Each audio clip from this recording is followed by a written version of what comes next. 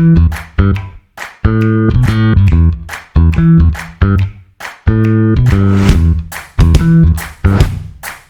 listening to the Common Fan Podcast, a Husker football podcast for the common fan, by the common fan.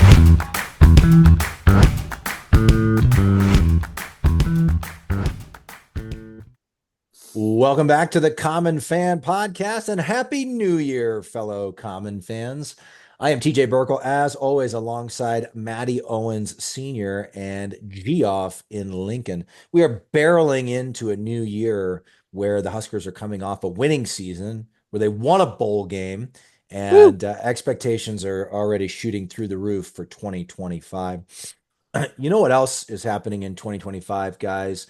People maybe are doing dry January, maybe they're doing Whole 30, maybe they're trying to lose a little bit of that holiday weight, whatever it might be. You know what goes along with it? Or maybe they're still celebrating the new year. I don't know. If maybe you're they're still celebrating, maybe it's bulking. Maybe they're bulking. Yeah, that's still right. It's still bulking season. Whatever you're doing, certified Piedmontese can fit into your plans. Premium Nebraska beef, raised and grazed in the Nebraska Sandhills, the beautiful Sandhills region of the state, by Nebraska farmers and ranchers. You can't go wrong. Go to cpbeef.com, use the promo code COMMONFAN, all one word, COMMONFAN, to get 25% off. You can get CP beef products shipped right to your front door anywhere across all 50 states. You can also visit your local Mercado Butcher shop in Lincoln or Omaha. Certified Piedmontese, powering the Husker football team and powering the Common Fan Podcast. Boys, Happy New Year. You guys have a good holiday? Yeah, wonderful. I was gonna say, I noticed. Oh, were you, Jeff? Some CP beef, ground beef, thawing in the fridge right now. Ashley took it out. Yeah. I don't know what she's got planned tonight. I don't know what she's got planned, so I'm pretty excited about it. I just saw it this morning. We had some. I thought you were going to go a different meat. Direction, Jeff. We had stew meat last night. It was CP beef stew meat, and we used it in a beef stroganoff. It was fantastic. Oh, yum! Sounds delightful. Yeah, Jeff, I thought you were gonna go a different direction. I thought you were going to talk about.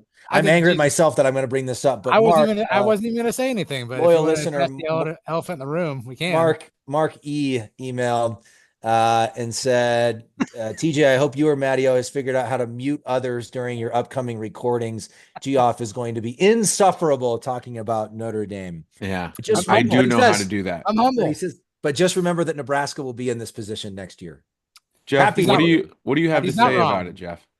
He's not. See, we can mute him. He's muted right now. Oh, what is that, Jeff? We can't hear you. Sorry, Jeff. Nice try. Sorry, you're not the host. This is nice, Matt. We should just do this for the rest of the episode. Yeah. You like that? Okay. You like that, huh? I like it. I'll just sit back and listen. That's fine. That sounds good, Jeff. That sounds good. Well, I'm humble. Okay, I haven't said anything. You notice I didn't text after that big victory. You notice I kind of kept to myself. You know what I noticed? I noticed that all of you SOBs are reaching out to me. I noticed that all. Oh, you know what? We lost him.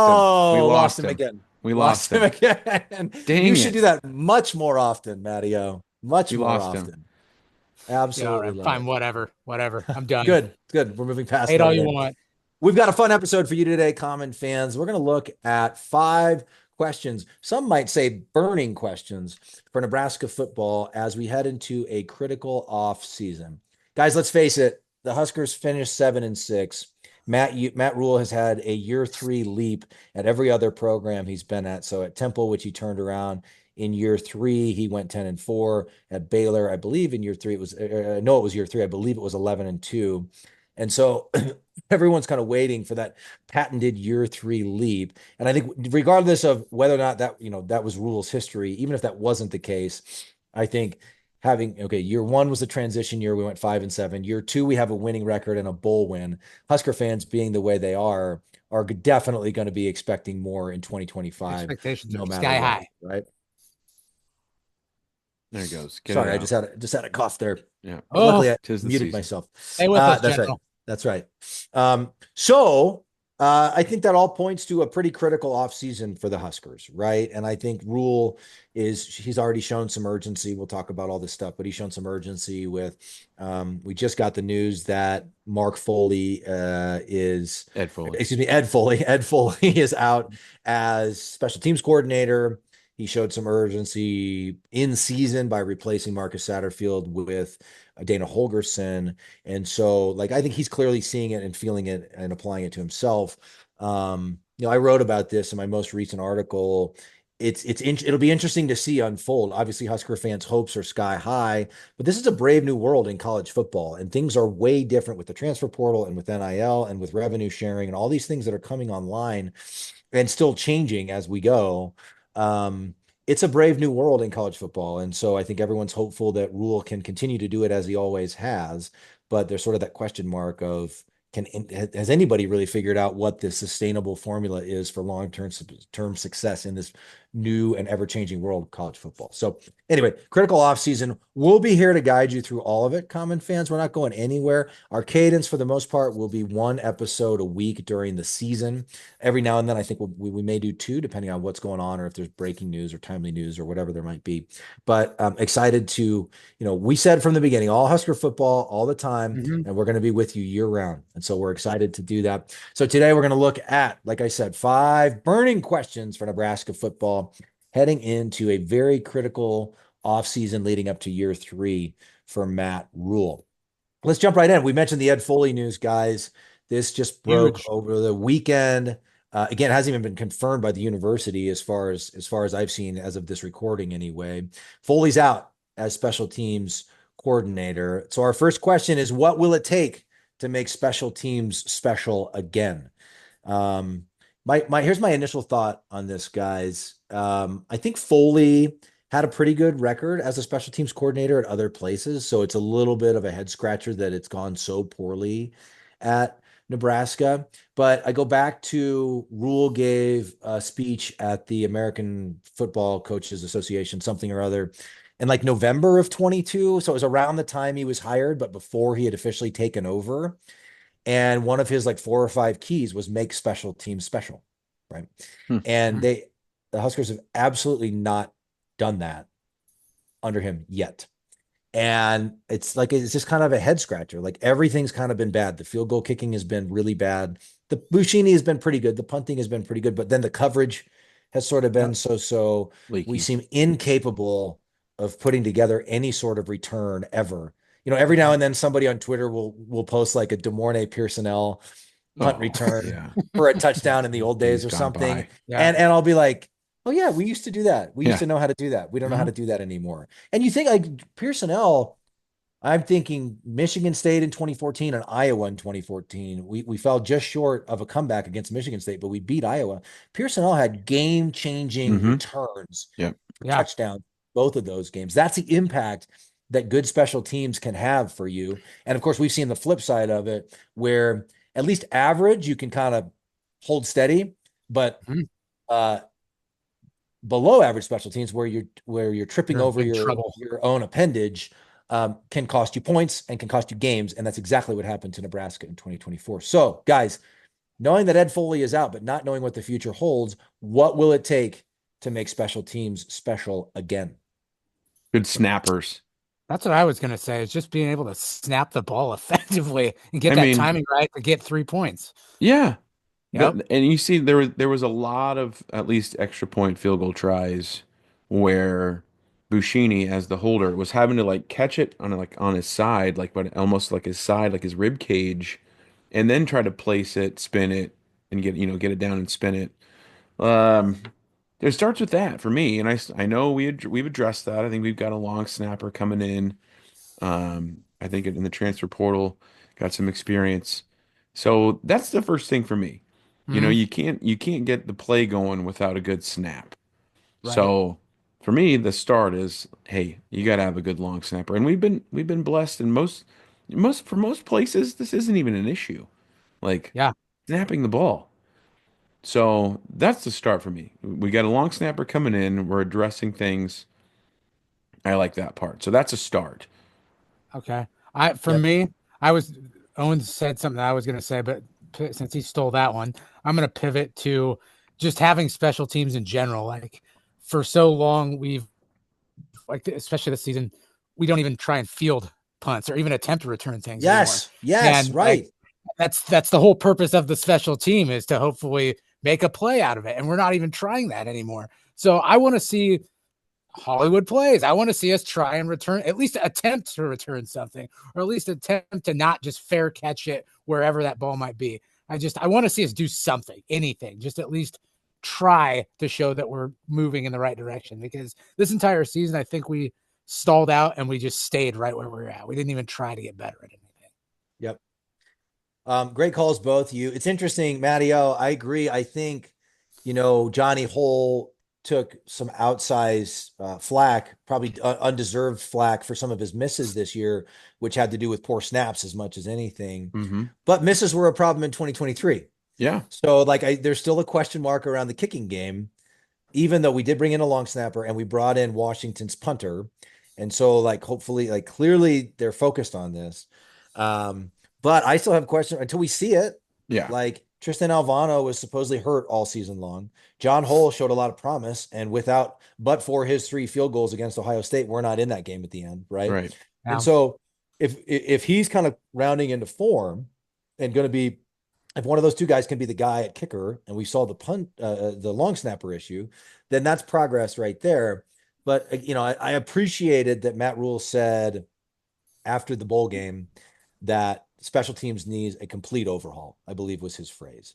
Mm-hmm. And that's spot on. I thought Sam McEwen in one of his recent articles made a really good point. His point was basically, and I remember reading this about Pelini, I didn't know it about Ferentz, but his point was Nebraska's special teams was so atrocious in 2013, Pelini himself took it over in 2014 and made it a priority and coached the units himself, and they got markedly better. Mm-hmm. And then in that Iowa game, when DeMornay Pearson-L in 2014 had 1 return for a touchdown and another long return that set up, I think, a score for the Huskers, that was when Ferentz had a mindset shift and decided to go all in on special teams for Iowa. And they've been as good at special teams as anybody for the last 10 years.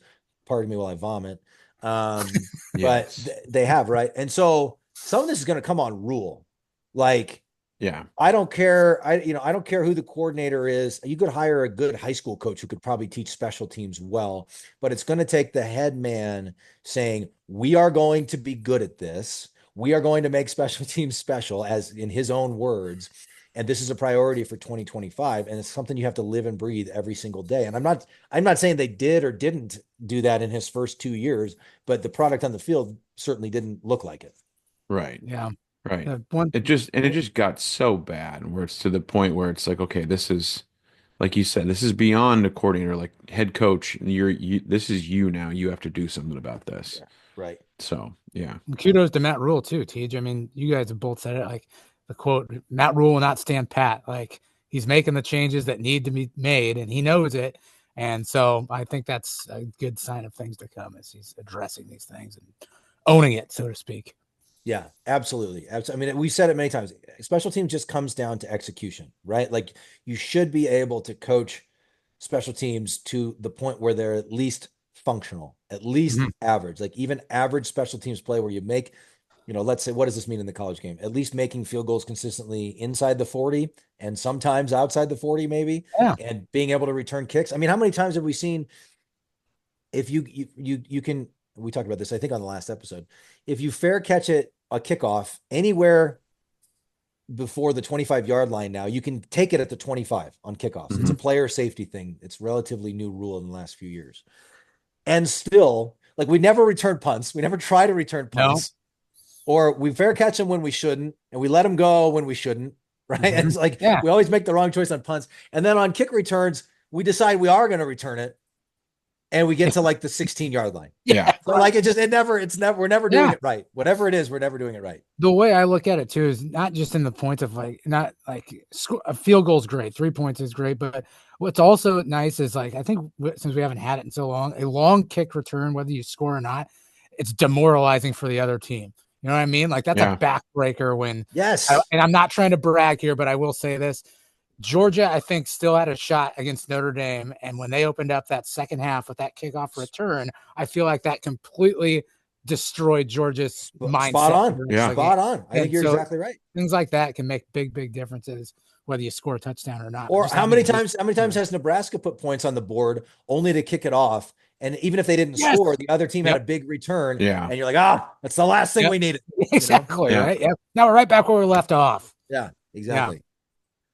All right. So basically, apparently, to make special teams special again, we need Matt Rhule to basically take the whole thing over and fix it. But like, we talked about this with the offense last year, and I think even the special teams, like we just can we be at least average? Like if we're average, like that maybe means another win or something, or win or two for us. Easily. It was just average special teams. Make the field goal to open the half against Iowa, catch the punt instead of screwing it up to give Iowa their first points, and you win the game. Game over, right? Yeah. Simple. So why do we always have to? Why do we have to deal in absolutes like that too? Like last year, it was if the offense was just average. Now that this last season, it's if special teams was just average. There's always going to be something that we're just terrible at. Why can't we just have? Why can't we just be average? God. Yeah. No, Jeff, not in 2025, Jeff, when we're going to be playoff bound. Yep, that's all right. I got you. All right, guys. Question number 2: can we really expect the defense not to regress? So here's where this question comes from. Tony White goes to Florida State. So we got a new defensive coordinator. Secondary coach John Butler takes over as defensive coordinator. He's been a coordinator before. We have multiple new assistant coaches on the defensive side of the ball. And perhaps most concerningly, Ty Robinson, Nash Hutmaker off to the NFL. John Bullock out of eligibility, quite possibly to the NFL. Like, I wouldn't rule that guy out. Tommy Hill, Javen Wright, I think they said is trying to get another year of eligibility, but as of right now, no more eligibility left. I know I'm missing some here, guys. But then on top of that, you got Jamari Butler, transfer portal. Mekhi Bayer, transfer portal. James Sackman Williams, transfer portal. All those guys were going to be impact guys in 2025. Some of them were going to be starters, right? So we're losing a ton of production, and we lost defensive coordinator Tony White. So we've talked about it many times. Rhule showed up. Nobody knew who Tony White was, but between Rhule's sort of prioritizing defense and Tony White's scheme and coaching and all of that, they showed up and flipped the defense, and it's been a top 25 defense the last 2 years. With all of these changes, and Rhule said at some point, either before or after the bowl game, some point after the regular season, Rhule said basically he sort of expects Nebraska always to play good defense. So they just sort of talked about it like it was a given almost. And I think Husker fans want to believe that, but because we've learned we can't take anything for granted, can we really expect the defense not to regress in 2025? I think it'd be naive not to think that there's going to be at least some getting used to or baby steps to maybe getting better or staying where we're at. I think it'd be naive to think that we're not just going to, or that we're going to just automatically be off and running again like things change. I don't know if you guys agree with that or not. I don't know. Part of me wants, but the glass half full optimist part of me wants to say, like, who's to say these guys coming in aren't going to be better than what we had? So part of me wants to say that, but it's the realist says, those guys have played a lot of snaps, years of experience. So I don't know. It's tough to say. I think we should expect a little regression, right? But a lot of the same coaches are still going to be there as far as right now. And so I think a lot of the terminology isn't really going to change. There'd be some new personnel, but I don't know. We'll see. Well, and we've talked about how the transfer portal giveth and the transfer portal taketh away. So we've lost a bunch of dudes, but let's look at what we're adding, right? So they just added Marquez Watson Trent, who came from Georgia Southern, was the conference defensive player of the year, right? I mean, so tons of production. He played in that game against Nebraska when Georgia Southern essentially ended Scott Frost's career. He had like 10 tackles in that game. So he's been around college football a long time. We know he can play. This Williams, hold on, I don't want to screw it up. Okay, here, Andrew Marshall, who is a cornerback from Idaho. Idaho was pretty dang good this year. They almost upset Oregon. And I saw somebody on Twitter commented like he could come in and have an impact and maybe even start right away. Desan McCullough is a linebacker, or excuse me, I guess he's like a safety linebacker, like a rover kind of from Oklahoma. So big time, big time school there. Justin Rhett, a cornerback from Georgia. I don't know that he had a ton of playing experience, but obviously big time program there. Um, Gabe Moore is a defensive lineman from Mississippi State.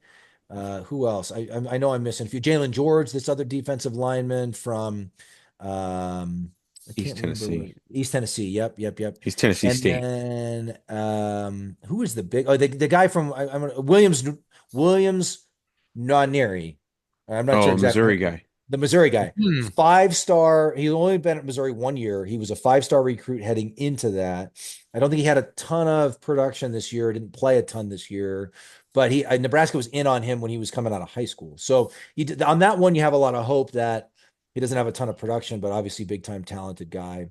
So they're adding, right? That's the point. They're adding. They're probably not done adding to replace. And that's, the nature of college football these days. I think Rhule, all things being equal, probably would prefer not to bring in a bunch of transfers every year. But when you lose guys like we have, it's just the nature. Gotta do it. You're gonna have to, right? And with the roster cuts too, like with the going to 105, like this year is going to be, to me, it was always going to be crazier than any years moving forward.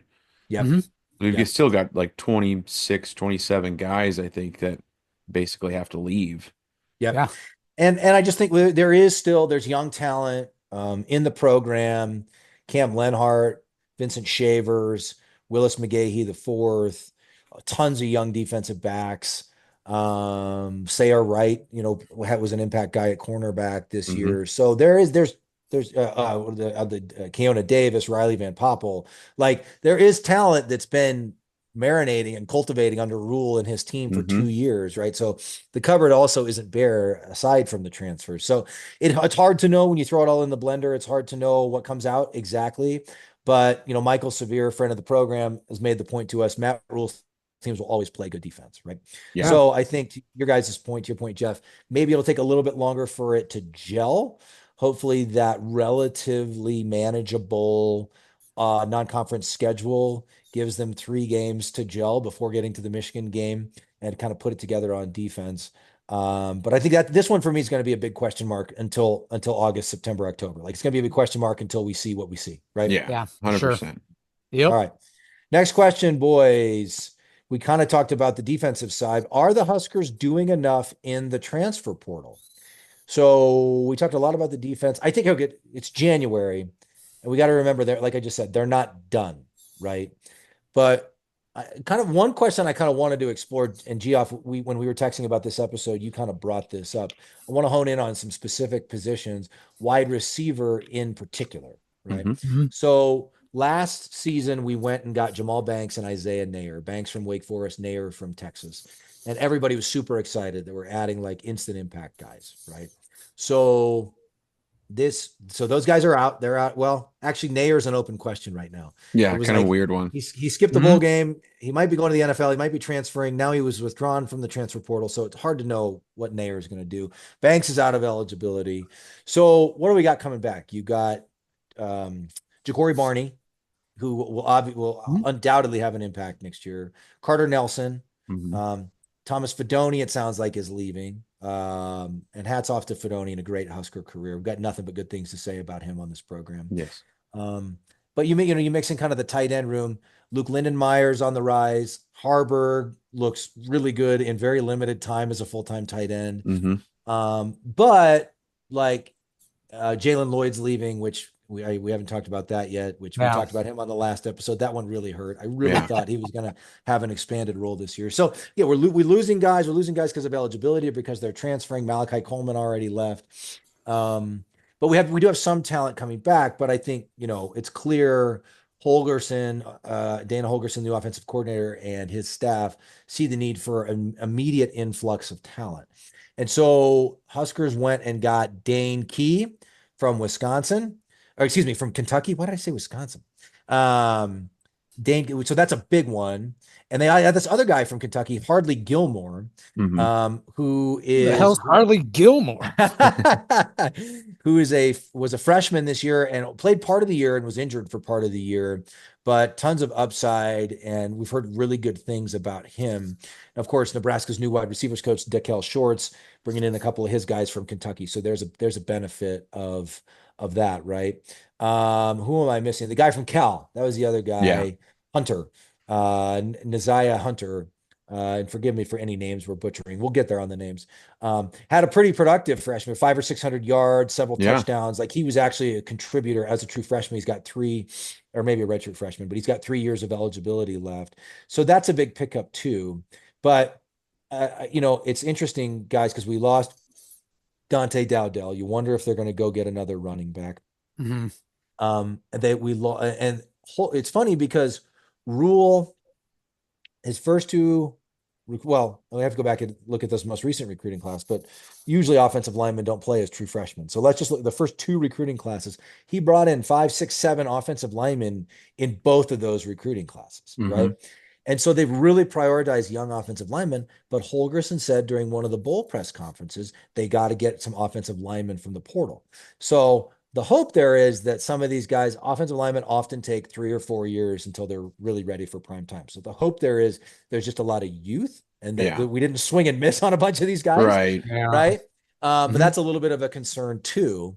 And I think they need it. Like they just losing so much on defense, both because of eligibility and transfers. I think we'll see them bring in more guys all over the defense. But I don't know I want to go. Oh, sorry. I want to go back to the wide receiver thing real quick. So it's just interesting to me. I think that Husker fans like hear these names and they see these guys, and then we start repeating these names over and over. Dane Key, Neziah Hunter, right? And we see them ranked high in the portal, and a lot of good teams want them, and we get them. And then Husker fans, by about February, convince themselves that this is going to be the 1983 scoring explosion, right? And so I think that's where I find myself second guessing things, where these are great pickups. Like everyone appears to agree. Lots of good schools wanted these guys, particularly Dane Key and Hunter.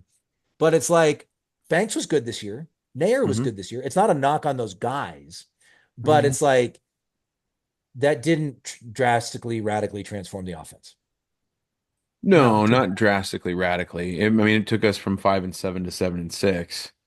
But like that's I mean, I think that speaks to Banks and Nair were good, but I think we have a tendency to think that these guys are going to be great. Yeah, right.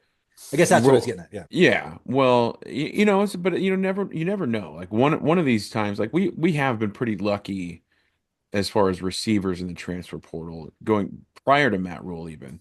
We talked about Samari Toure and Trey Palmer and some of these guys that we've gotten.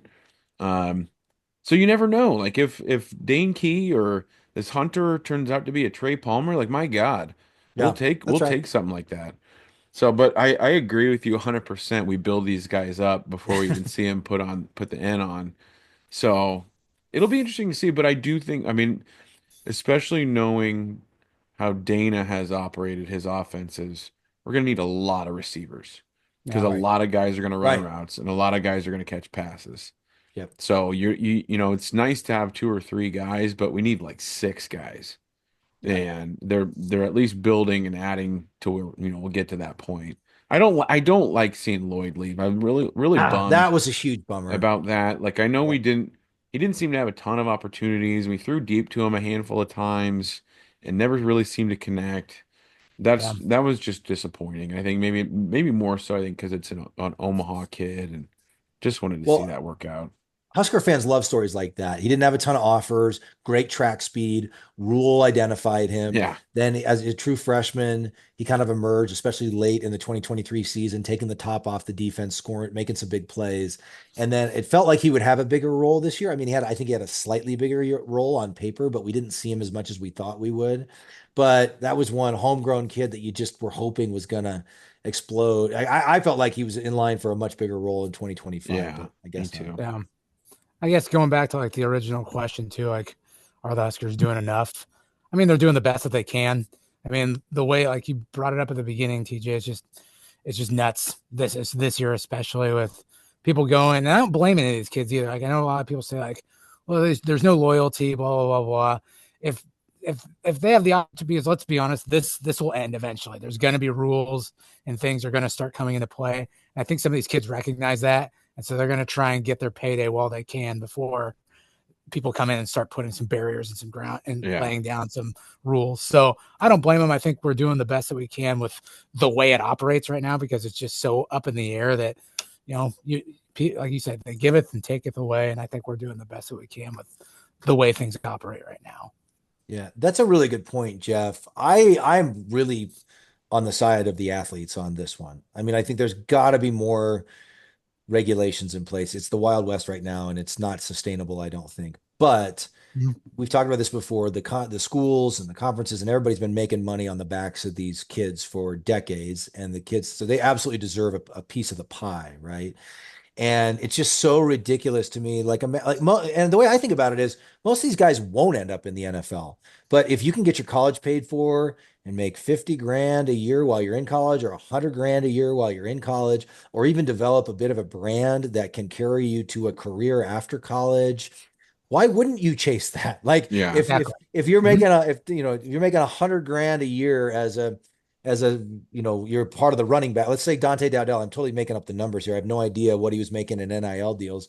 And you have an opportunity to make another 50 or another 100 on top of that at a new school. Like who among us, if they had a job that was going to double their an offer that was going to double their salary, no one sits around and says, that guy didn't have enough loyalty to his company. He didn't have enough loyalty to his company, I don't blame these kids one bit, and like fans, it does take something away from the fan experience. Like it stinks. It stinks. Mm-hmm. You watch this transfer portal stuff and you think the Jalen Lloyd story, like we just said, you can't get behind that, or you get attached to players and then they leave, or whatever. And it's like, even though, yes, as a guy who wants to see Nebraska win, you can replace that in the portal with other talent, but it's not the same as these guys you get to know over 4 and 5 years. Right. Yeah. They're kind of part of the community and all that. So it does stink, but I don't blame the kids one bit. Right. I don't blame the young athletes at all. Well, that's one of the things too about the roster limit thing is, if you're not seeing the field in your first 2 years at the school you're at, like, you're probably going to go somewhere else, or they're going to ask you to go somewhere else. So that's what's going to be weird, is you're not going to have these guys that have been in a program for 3, 4, 5 years for sure, because it's like, I think you're going to see less red shirts. I think you're going to see more and more guys playing before they're actually ready.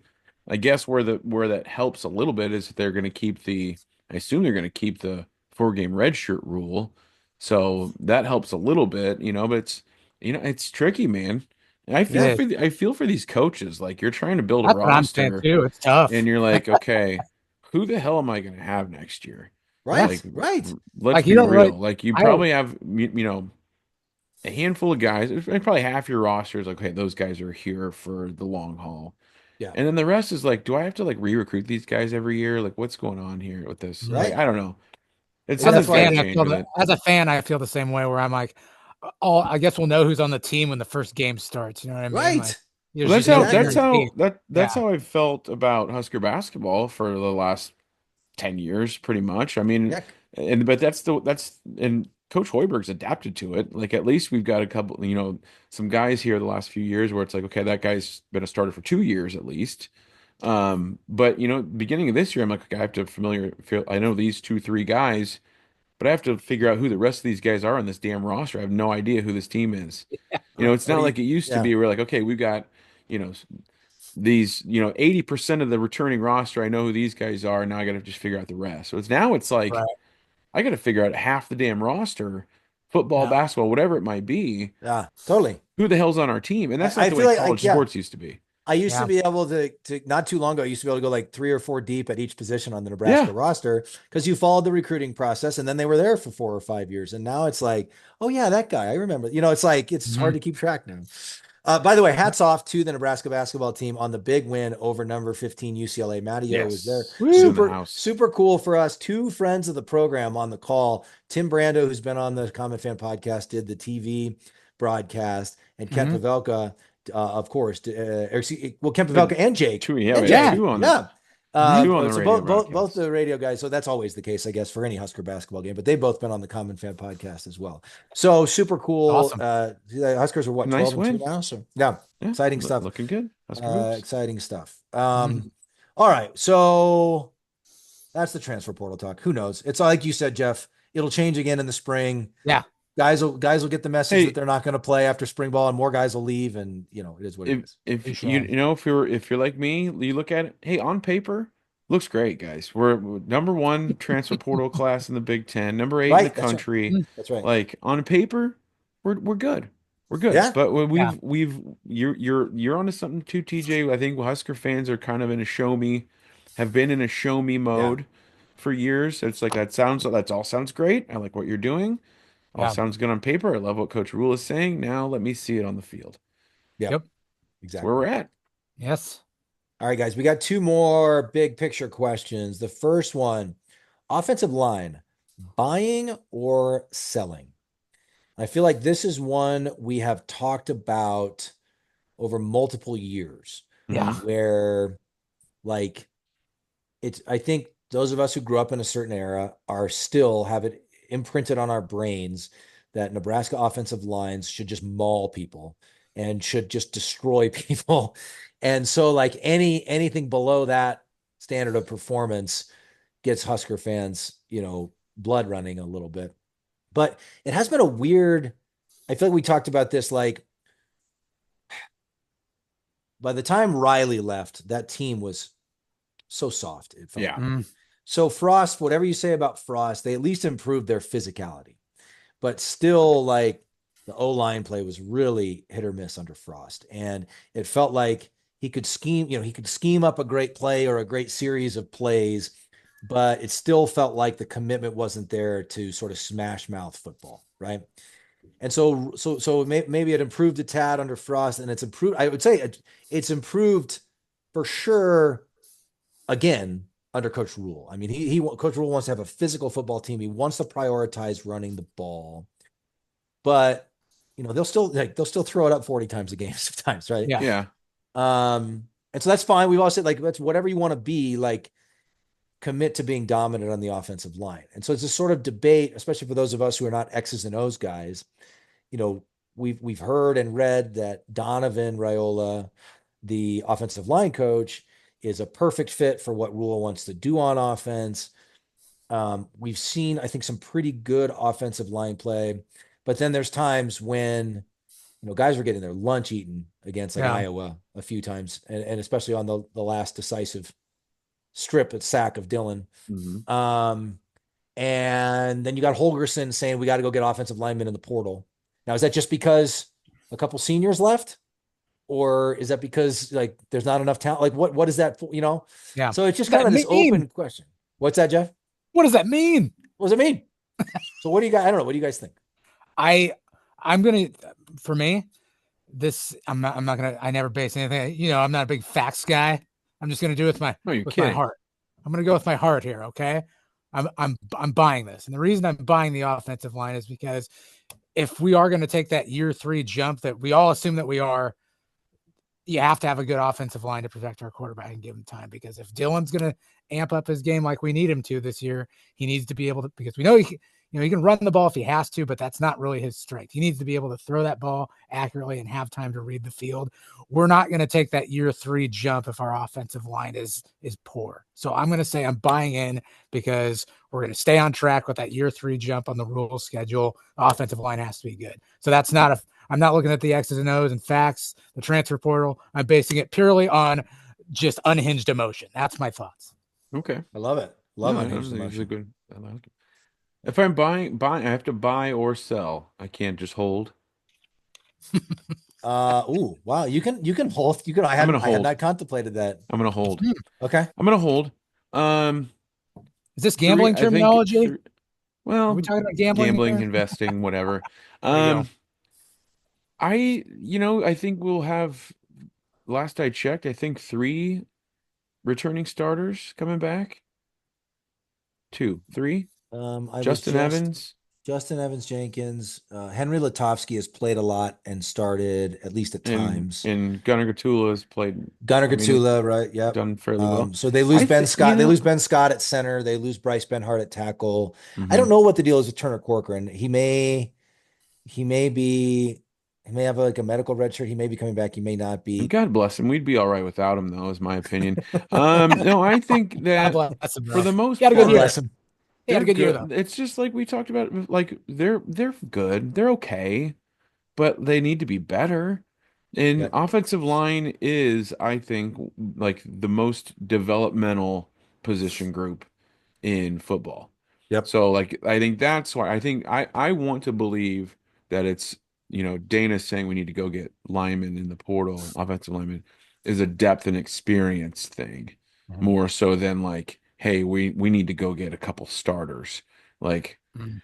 that would be a little bit troubling. Like unless you're getting a guy that's got, a couple of years under his belt in a major conference, you know, I I want to believe that the young guys they've had there for a year or two are getting developed enough. Gunnar Gatula is not an old guy. I mean, No, what that's is he's his was his right. redshirt freshman? That's your freshman this Mhm. last year. Yeah. So I mean, he's developed enough for they're comfortable putting him in the game. Yep. So I hope that's just a depth and experience thing because you need bodies. You Yeah. know, Yeah. I Right. mean, we had Right. how Right. many offensive linemen get hurt? Prohaska got hurt. Corcoran got hurt. Like you need guys. Well, and a lot of the bigger, like, especially the kind of Grant Bricks. I'm thinking of File, the kid from Gibson Pyle. Gibson Pyle, the kid from Hawaii who was like the best player out of Hawaii. Like these guys were like 4+ star offensive line recruits. They just showed up in 2024. Like they Yeah. just got here, right? Yeah. So you don't see like Gatula was forced into action this year because of Corcoran and Prohaska who were Yeah, injured. I mean, he's a coach's kid, and he No, but probably he did knows. great. I mean, he did great, but I'm just saying, like, you Yeah, don't see a lot of even redshirt freshmen yeah, contributing, right? right. So hope, like to your point, hopefully those guys are a year or two away, and a lot of them are set to be contributors. But maybe that the comment about the portal is just that they got to fill some holes. And can I just say, God bless offensive linemen. You know why there's not a lot of offensive linemen in the portal? Because What, Matt? Why? they're just loyal like a good old dog. They just are.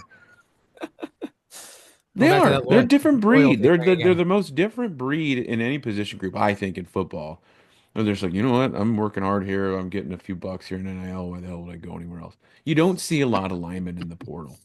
You Yeah, don't. that's a good point. It's That's a good true. point. Yeah. They're not flashy. They don't get the headlines. They don't want the Definitely not headlines. Hollywood. That's for sure. They're not No, Hollywood. No, I no. want a junkyard dog. I want my lineman driving a 1976 F-150. Did they make F-150s in 76? I don't know. I'm not a truck guy, but Yeah. maybe a Chevy truck, Some sort of truck. some sort of You, older you, truck that's got you drove rust. a truck back in the day, Matt, if I remember correctly. It was blue, wasn't it?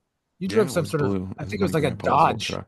I remember that thing. That's not. I need one like 20 years older than that truck, Jeff. That was like a Okay. 2000. Okay, Um, I got you. You drove your mom's Jeep a lot. That was a lovely car too. that was my Jeep. Well, That's it your was my mom's. dad's. That's your My mom's. dad's old Jeep. It's your mom's Yeah. Jeep. Yeah. This is my Sorry, dad's. Don't all tell right. me. We're getting off track here. We're talking Sorry. about linemen. Sorry. All right, Geoff, did you have anything to add to that? No, I told you I'm just betting Oh yeah. with Well, my so we got emotions Matt. here, my Is heart. Matt buying? Oh, you're holding, Matt. Yeah. I'm holding. I'll go buying just There you go. because like it's year 3 under Matt Rhule. I'm high on Dana Holgerson. I think some of the problems with the offense that we even going back to the wide receiver conversation, like some of the problems with the offense stalling for multiple games in a row had to do with the coordinator. And so we have a proven offensive coordinator now that knows how to put guys in positions to succeed. Sure. And so when you simplify things and you get really good at what you're really good at, then that puts everybody in a position to succeed. Mhm. Right? So I think the Yes. offense overall is going to be better, and part of that will be because of improved offensive line play. So I'll Mhm. buy. I'll buy. Good Okay. call. Okay, last one, guys. This one is kind of interesting. What can be done to improve game management in 2025? So I think there were times when we said, not really sure what was going on at the end of the half or the end of the game with a 2-minute drill or with a 4-minute drill. I hate to even bring this up, Jeff, but I noticed Marcus Freeman at Notre Dame Mhm. as some guy who stands right by him, or I think, right? And who Yep. like is like a statistician Yes, and analyst. basically Yep. basically gives him like what the book says, like as if he's playing You go blackjack or or something. you punt. Yeah, Yeah. what the Mhm. analytics say on Yep. going or punting. And I'm a guy personally when it comes to like analytics in baseball, which I love, or even in football. I feel like some coaches like the new mode is to completely go with the analytics no matter what all the time. I'm one where you need to rely on the analytics to help your decision making, but you got to have a little gut and a little Yeah. heart Oh and a yeah, little a little Sure. feel. gut. Got to Yeah. have a little Mhm. feel to it too. Yep. And so and so swinging the bat pretty well. I know I should go with the lefty here, but we're gonna roll the dice with so and so or whatever. Right on Yeah. that's a Yeah. baseball example. But like so in football, like we maybe we're not supposed to go for it here, but I like what I've been seeing from the offense, so we are going to go for it. Whatever, Right. whatever. Right. However, like I don't know if it's like getting 2 and 4 minute drills right. I don't know if it's time figuring out better timeout usage. Some of that isn't even go or no go. Like some of that is not even Yeah. informed necessarily by analytics, but Sure. it just has looked messy and not good. And like there's a little bit of indecision there. And I don't blame Rhule for that. Like that's a special like skill set that not every head coach needs to even have, but they Right. do need to know whether it's a strength or not. And they do need to have somebody on staff who can help guide those decisions. Yeah. Um, you said it, 2 minute drill. I would think that that's something obvious. Up until Boston College, let's be honest, any game that we played, if we were ever behind or trying to have a last second drive to hopefully salvage the game, did we have any confidence that we were going to be able to do that at all? No. I mean, I always Right. felt like you can't tell me that with any shade of confidence that we were going to be able to come back and score to either tie a game or take the lead. We have to work on that. We have to be better. Boston College, I felt like we could move the ball at will, and that was the only time I ever felt like that. So that's probably in my mind where we need to probably help with game management is on those 2 and 4 minute drills. Yeah. I think some of that's we remember that we had a true freshman quarterback. Like I don't, like he's good. Yeah. He's clearly very like has very very good potential. Um, some of because I remember the first 4 or 5 games when we would get in kind of a 2 minute drill situation, like we were kind of hey, we look pretty good in the 2 minute, Yeah. and then it felt like when like right around the Illinois game there was like a shift, and I So don't we know if went it's into a overtime. confidence thing, but then it just turned into like okay, now we're nervous. So I don't Yep. know if it's that or because I remember the first who was it? Who did we play after Colorado? Northern Iowa. Yeah. Northern Iowa. We looked good that game, throwing the ball. I think we had a 2 minute towards the end of the half. We went down and scored really easily. Yeah. Mhm. And I remember thinking like, gosh, almost looks better in the 2 minute than he does running the regular offense. Yeah. But somewhere I'm that shifted. I'm glad And I'm glad you brought that up because I agree with you, man. 100% that when the season started, I remember looking over at Ashley during one of the games and saying, like, isn't it nice to have a quarterback that you can confidently say can put the ball where it needs to be and complete a pass, and you feel comfortable with him doing that. And then once I think you nailed it right on the head there is the Illinois game. I feel like it was when we went into overtime in that game mhm. and Dylan just got his shit rocked for lack of a better term. Things took a big time shift there confidence wise. Sorry, go on. Well, I agree with you no, wholeheartedly. No, it's as far as that, but as far as that and the game management, I don't know. Like, I know there are a couple instances that I can't think of off the top of my head where like maybe there was a timeout usage or things like that or clock management. And it kind of went back to like the Wisconsin game last year where we kind of were letting the clock wind down and there's still regulation time. right. And some of that stuff can be cleaned up. Yeah, Matt Mattio's coughing up a he's lung really there. hurting here. Yeah, yeah. Matt, Just Matt, stay with us, Matt. Stay with us. Catherine, get um, down there. so two examples that come to mind. Uh, Smoke. He's back to those Marlboro Reds again, isn't he? Two examples that come to mind. For me, one is the Illinois game right before halftime. We got the ball with I don't know a minute and a half, 2 minutes left, something like that. We ended up going down and scoring. It was a touchdown pass to I think Nair, but we took way too much time off. Like in my opinion, remember that? Like we were like Yeah. way too much time off the clock, and like thankfully we're able to hit whatever that like 30 or more yard pass was to end the half for a touchdown. But it sort of felt like Well, that was cool because we sort of acted like we knew it was going to happen all along, but that was way too close for comfort. And then one where it didn't work out was against UCLA. We were down by still like 2 scores, I think it was. We had the ball. We ended up going down and scoring. You guys remember that drive that took forever and everybody in the stadium was like yelling about it and going nuts about it, like go faster. And then, of course, we got the ball again right at the end with barely any time left, and we weren't able to close the deal. So they're just, as you said, Matt, there's been times like that. There have been times where it sort of was like you waited and then you took a timeout where if we were going to take a timeout, you should have done it sooner, or just shouldn't have taken it. Like that. The little things like that. But like we all hope there's a big leap in 2025. Even if there is, it's probably going to involve winning close games. And how do you win close games? That stuff, special teams good play is one of those things. Game management is another one of those things where not like putting yourself in the best opportunity to succeed. So that'll be really interesting to see. And it's something that Rhule hasn't, he'll answer questions directly after games. Here's why we did that, or here's what we were thinking. I give credit to him for being honest too. He will say, if I had it to do over again, I would do it differently. He will admit that. And I appreciate that. Yeah. But he has not talked in the offseason about, well, we're going to kind of review our approach or try to do things differently or whatever. So I'll be curious to see if that comes up this offseason as well. Yeah. Yeah. All right, boys. Great conversation. Great episode. Anything else from either of you? Just if you guys want to shoot me a text on Thursday, I'll be sitting at home at 6:30 Central Time. What's Thursday?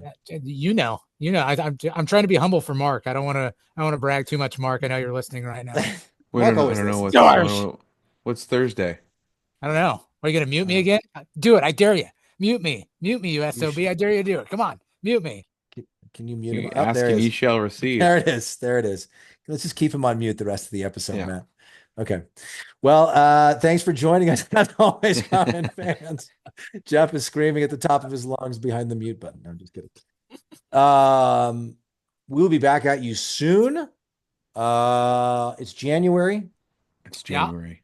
It is. It's just exciting to think that in less than 365 days, Nebraska will be playing in the college football playoff. Yep. That's what's exciting to think about. I've been saying it to Matthew Jr. for the last several days. It'll be so fun when we're playing in the CFP. It'll be so fun. It's right around the corner for us. Yeah. All right. Thanks for hanging with us, Common Fans. We'll be back at you soon. In the meantime, as always, GBR for life.